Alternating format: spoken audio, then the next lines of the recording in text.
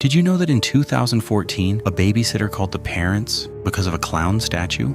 And by the time they arrived, the clown was gone and the girl was dead. And the worst part is this: officially, the clown never existed. Emily Harper was 19 years old, a normal, kind, reliable girl from Ohio. It was October 2014, a Friday night. She was babysitting 2 children in a quiet suburban house. The parents had gone out to dinner. The kids were already asleep upstairs. Nothing strange was happening. Emily was sitting on the couch in the living room, scrolling through her phone while the TV played softly in the background, until she looked up. Something was standing in the corner of the living room, something she was sure hadn't been there before. Not a toy, not a stuffed animal, a life-sized clown. It was just standing there, perfectly still, and its eyes, they were shiny, glossy, as if they were alive. Emily stood up and stepped closer. She noticed a strange, sweet smell in the air. She couldn't place it. She would have sworn the clown had not been there earlier. Emily didn't want to panic. She laughed to herself. Maybe I just didn't notice it before. She picked up her phone and called the parents. She asked, "Hey, do you have a clown statue in the living room? It's kind of creepy. Can I move it into another room?" There was silence on the other end of the line. Then the mother said, "Emily, we don't own a clown." Emily was about to respond when a creaking laugh came through the phone.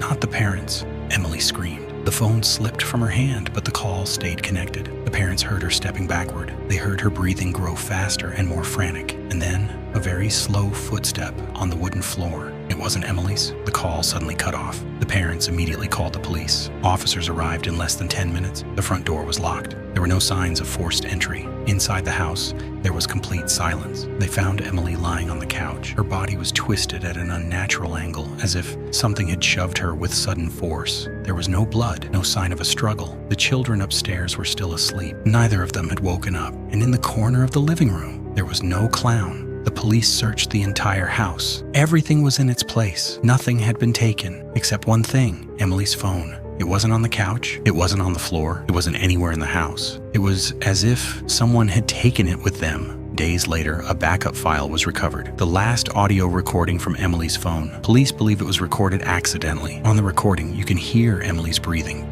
fast and shaking. Then another breath, deeper, slower, and finally, the soft sound of a shoe sliding across the floor, as if someone was stepping closer. Emily Harper was buried. The clown statue was never found. Her phone was never recovered. The case was closed as an accident. But among police officers, there is an unwritten rule. If you see a clown in a house that no one can explain, don't approach it.